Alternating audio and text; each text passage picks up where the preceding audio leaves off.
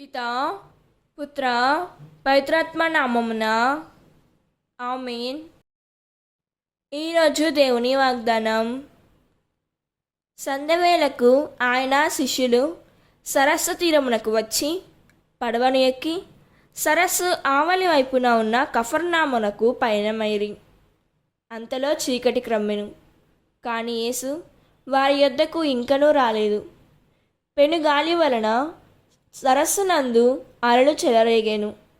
వారు 3-4 మైళ్ళ ప్రయాణించి పిమ్మట యేసు సముద్రముపై నడుచుచు పడవను నడిపించుటను చూచి భయభ్రాంతులైరి. కానీ యేసు వారితో, నేనే, భయపడుకుడు అని చెప్పెను.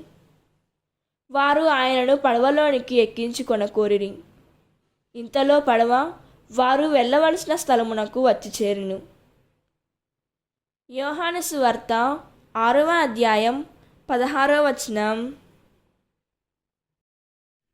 ఈ వాక్యం మనకు ఏం చెబుతున్నదంటే, జీవితంలో సమస్యలు వచ్చినప్పుడు మనం భయపడిపోతాము, కానీ యేసు ప్రభు మన దగ్గరే ఉన్నాడని గుర్తుండదు. నేనే, భయపడుకుడి అనే ఆయన మాటలను అంటున్నాడు. నమ్మి విశ్వాసంతో మనం ముందుకు సాగాలి. దేవుడు ఈ వాక్యం వింటున్న ప్రతి ఒక్కరిని దీవించునుగాక. ప్రార్థన. ప్రియమైన తండ్రి, భయాల మధ్యలో నిన్ను గుర్తించే జ్ఞానం మాకు ఇవ్వుము.